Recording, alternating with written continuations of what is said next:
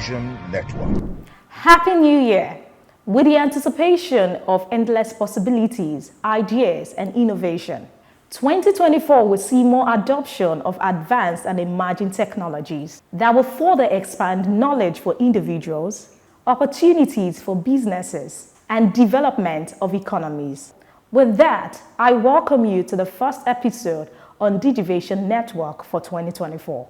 I am Omoyei Haza, standing in for Bayero Agabi. For details, please log on to digivationnetwork.com.ng, or better still, you can text the number on your screen. This is Digivation Network. It is that time of the year where we take some time out to freshen the mind of our viewers on Digivation Network at the news that made headlines in 2023, plus top searches on Google in Nigeria in 2023. But first, here are the stories that made news during the week.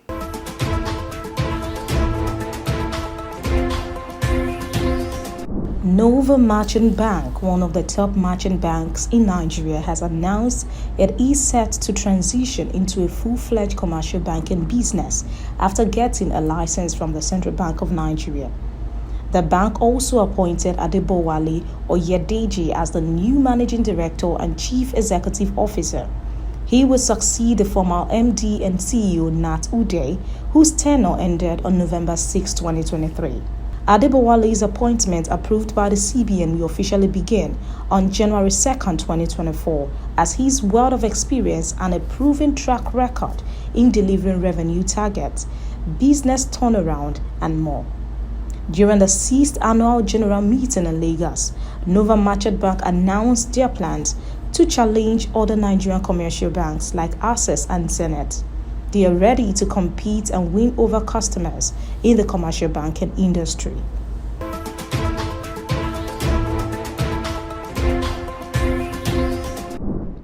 Every year, millions of electrical and electronic devices are discarded, creating a significant amount of e-waste. E-waste is considered hazardous as it contains toxic materials and can produce harmful chemicals if not treated properly. The improper handling of e-waste poses a threat to the environment and human health. To address this issue, stakeholders in the information and communication technology sector recently gathered at the e-waste dialogue organized by ITREM. The event took place on Friday, December 15, in Lagos with a theme, "You can recycle anything with a plug, battery, or cable." During the dialogue, Olugbenga Adebola, the national president of the Association of Waste Managers of Nigeria, and other experts discussed various ways to handle waste effectively. They highlighted the economic implications of e-waste and addressed the public health challenges associated with it. We need to do a whole lot of advocacies.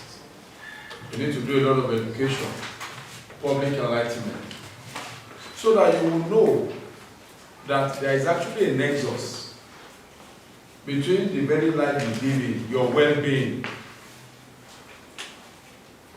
and the environment that you live in, and the way you handle your waste. So e-waste in particular, which we are talking about today. In fact, I always say this, and I want to say to you, if there's anything you want to take home today, know that your very existence in life is dependent on the environment that you live in. The waste issue is a global concern. Nigeria was among the nations that paraded the highest number of contingents at the COP28 at the UAE. The whole world was there. That tells you that the world is concerned about the degradation and devaluation of our environment. The thing about the environment is that when you are degrading your environment, you don't really see it. You don't really notice it immediately. But with time, when people begin to die around you and in your community of a particular type of disease, probably cancer-related issues, we're just talking about leukemia, cancer of the blood, different types of cancer diseases. In fact, the C disease is the most, that is what kills people the most, young and old. And all of them are related directly or indirectly to e-waste management. These electronic devices, they contain toxic components like lead, mercury, cadmium. These are components that have been found that if they are not handled the way they are supposed to be handled, they are not handled correctly, they are not put in a correct land, soil, and contaminate the soil, and then maybe somehow get back into the plants that we eat. They also tend to leach into the groundwater and contaminate the water. And these are things that if human beings or animals, aquatic life, consume them, they've been shown to cause kidney failure, cancers, and the rest of them. The government need to like form organization or society association as each of the informal collectors must work with them. In addition, Dr. Bello Lawan, the Nigeria Communications Commission representative, highlighted the need for regulatory policies and education to effectively manage e-wastes. Based on this paper, we look at the two things. If Nigeria things to consider to reduce the e-waste from the telecom industry. One, we need to have right regulations and policies. This is a kind of a collaborative work. Yes, NCC is mandated to regulate the telecom sector.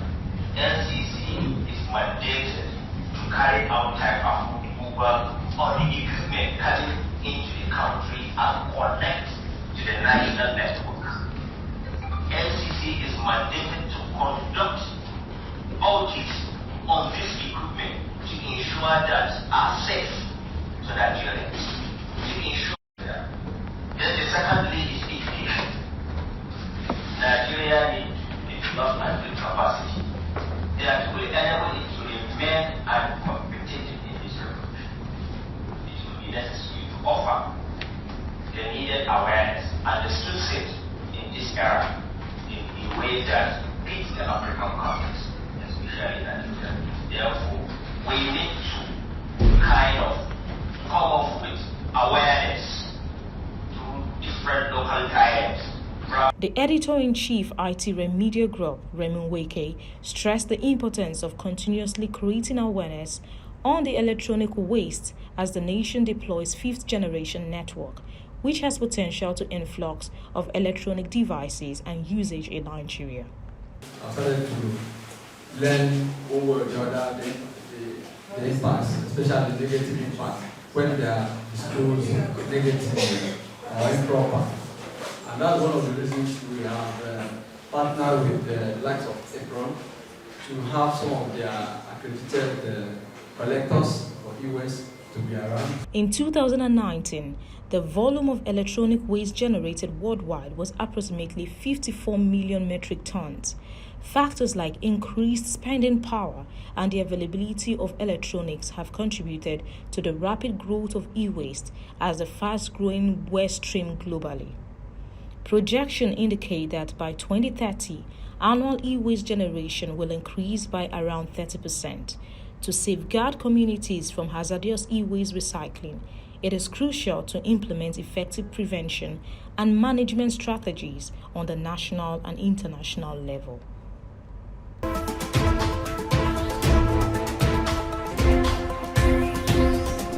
Nokia is reconstructing its cloud and network services division and has agreed to sell its device management and service management platform businesses to Lumine Group for €185 million. This deal will involve about 500 Nokia staff transferring to Lumine. Lumine has been acquiring various communications networking software systems and will revive the Motive brand for this new standalone company. Group President at Lumine Group, David Chappell, noted that they are thrilled to welcome device management and service management platform, customers and employees to Lumine, and look forward to partnering with Nokia to ensure operational continuity with all customers. Nokia's device management tools help communication service provider remotely manage customer devices, while the service management platform monitors service performance.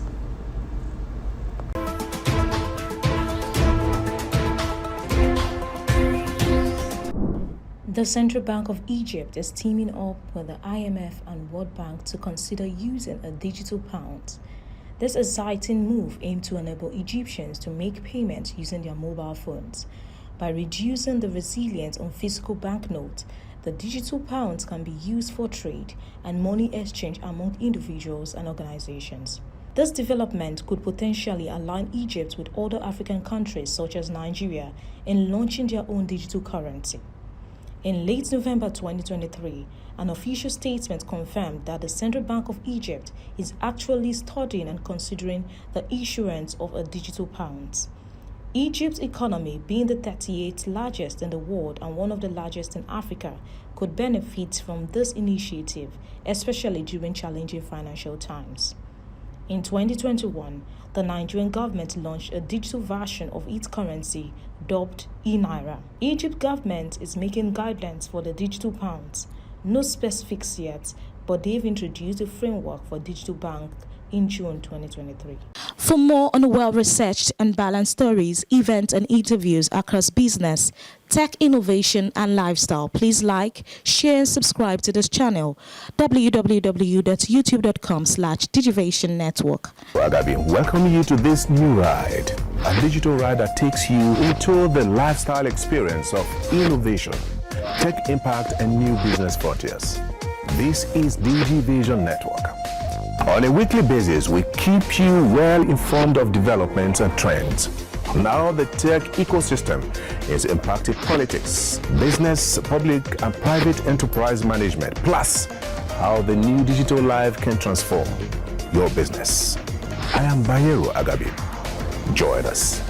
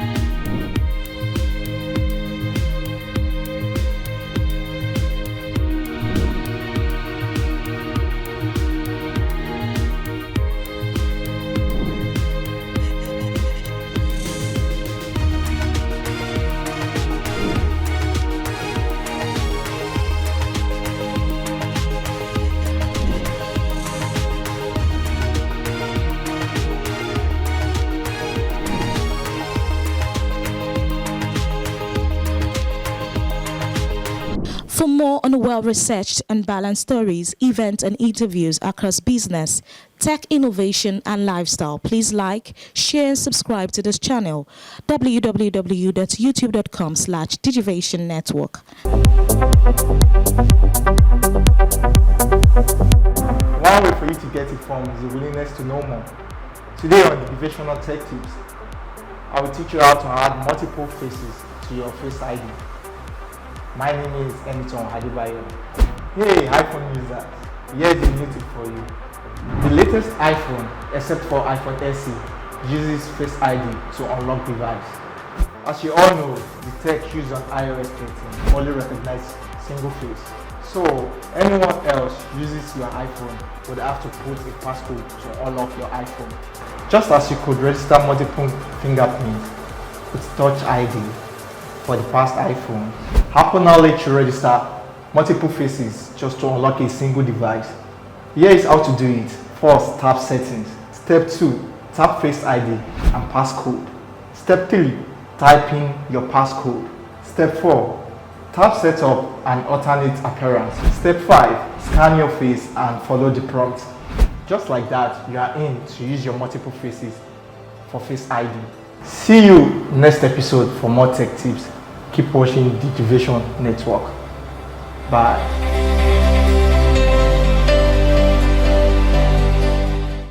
This is Digivation Network. Top searches on Google in Nigeria for 2023.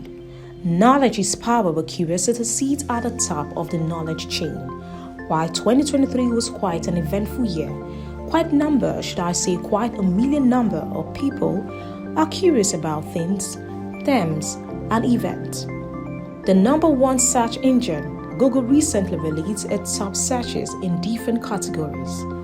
The search engine curates information on the World Wide Web, making it a go-to source for news and the latest happenings. YouTube is the most searched thing on Google, beating other search terms for the third year running with 2.3 billion in traffic number. On the news category is the war in Israel and Gaza.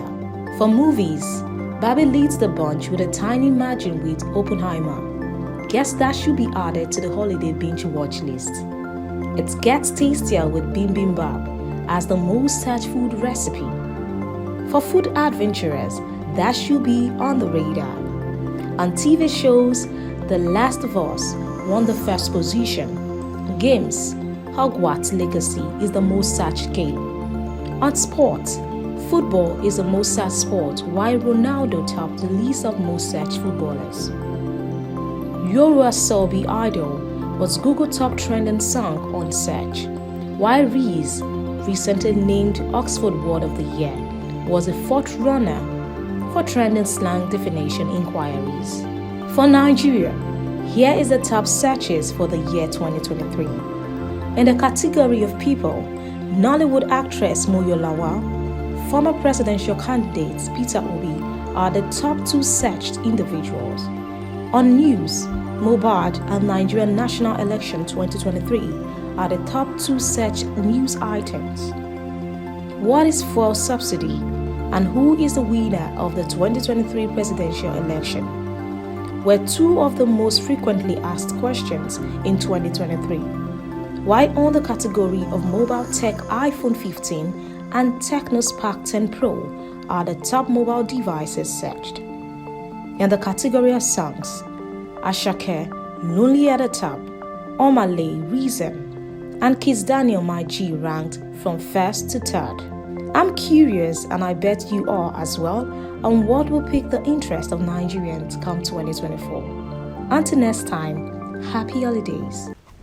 For more on well-researched and balanced stories, events and interviews across business, tech innovation and lifestyle, please like, share and subscribe to this channel, www.youtube.com/Digivation Network. Agabi, welcoming you to this new ride, a digital ride that takes you into the lifestyle experience of innovation, tech impact and new business frontiers.